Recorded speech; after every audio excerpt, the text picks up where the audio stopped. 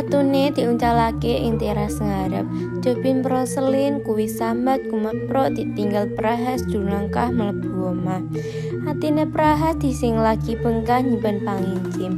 Pangikit marang sisihane gula wetha ikit marang disune Prapti.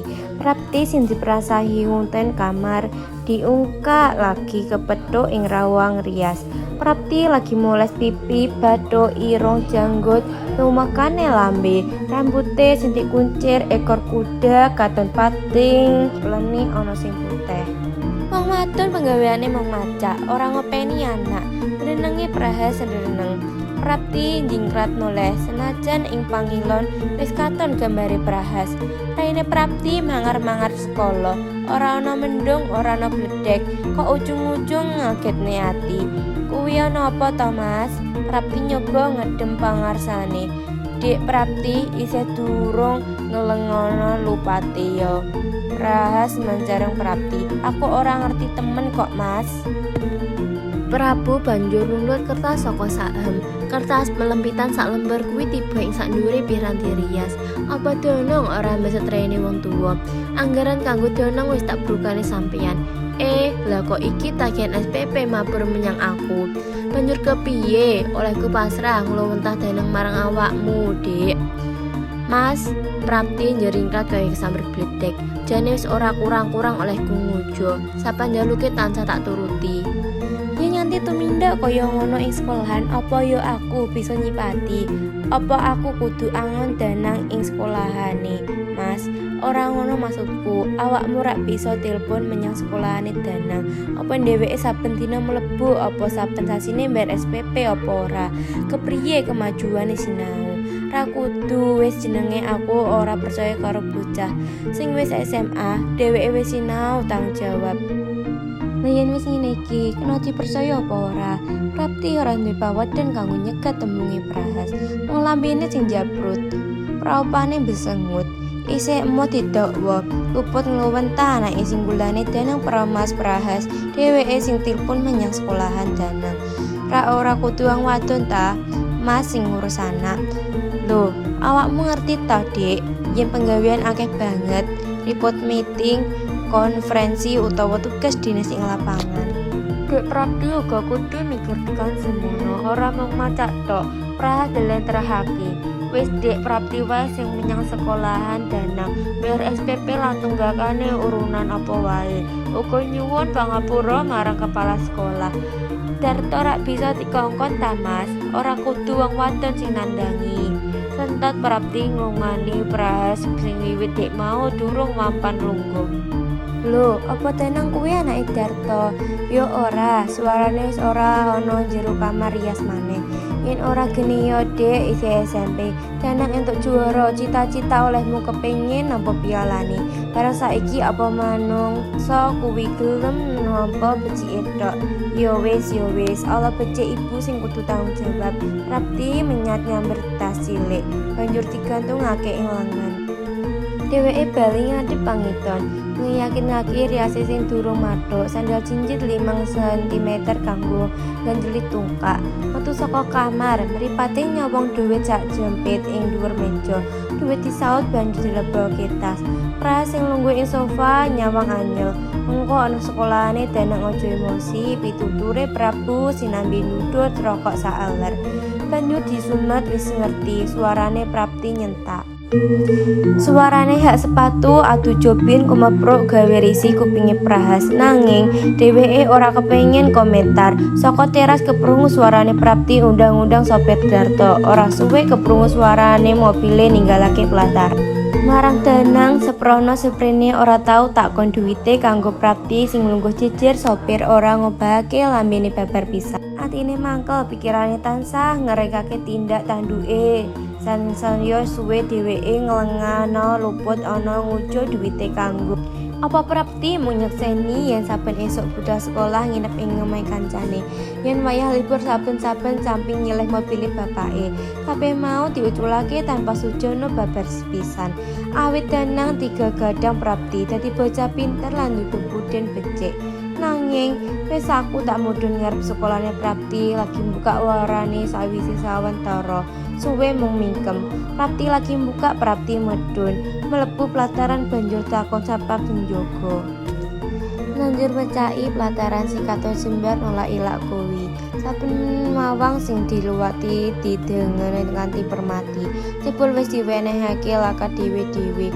Prapti ora kangelan goleki kantor kepala sekolah, notok tawang kaping 3. Wong kanggo dasi tumenggo nyawang Prapti. Oh, monggo pinarak, Bu Prahas.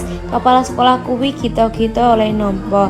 Prapti mlebu, banjur mapan nunggu ing kursi tamu. Sementara menit mung geneman ngalor ngidur tanpa isi. Sowan kula menika badhe mbayarake SMP-nipun Danang kaliyan mbok menawi wonten iuran sanesipun ingkang dereng dipun junasi. Tembunge Prapti kaku, sejatosipun saben dinten inggih sampun dipun paringi sangu. Napa malih ingkang naminipun SPP saben wulan boten ngantos telat. Ewa samanten Danang mrika tasih purun nelasake arto SPP. Putra panjenengan sejatosipun lare ingkang sae. Wiwitinipun radi kirang sae nembe dinten-dinten pungkasan menika kemawon. Kinten-kinten nalika umiyake reformasi mlebet latah mriki. Lapurane kepala sekolah sing wis nyekel datane Danang. Kirang saenipun kados pundi, Pak? Prapti nelesihake. Mlebetnipun kirang aktif, bijinipun inggih melorot. Ngatos perkawis SPP menika.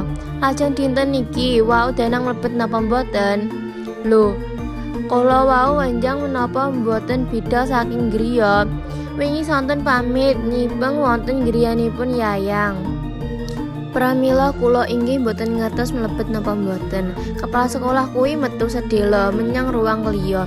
Banjur mlebu maneh. Dheweke ngendhani yen Danang dina kuwi ora mlebu. Mung mlebu sepisan wingi. Sadurunge kuwi wis ana seminggu ora mlebu. Kula boten wantun ngaturi serat perkawis Danang boten mlebet. Awit kula ewuhaya dumateng Pak Prahas ingkang kagungan kalengahan inggih wonten kantor Pemda mriki. Tembungi kepala sekolah geroyok. Jugar buyar sakabeh kekudangan bisa Danang dadi menungsa kang pinunjul kadeg ing awan kuwi. Metu saka kantor lamakake Prapti kaya mung diseret wae. Mripate mendung eloh. Mangko yen kabeh mau kadengan Prahas tansah gedhe brondongan panuto Allah marang dheweke. Dheweke tansah rasakake dadi ibu kang ora bisa nglawentah anake. Nalika Prapti mudhun saka mobil kijang, Prahas mapan kanthi mripat mencereng. Polatane kebak kanepson. Prapti ora nyawang, pikirane kuwur. Mripate mung madheg transo abang sing ditata tarik-tarik ing pantaran. Iki maneh oleh-olehe pangluwentahanmu. Amlep bukti, Prapti jingkrat kaget. Yang Prahas sing ngatuhake. Ana apa, Pak? Layang saka Polsek. Danang urusan polisi.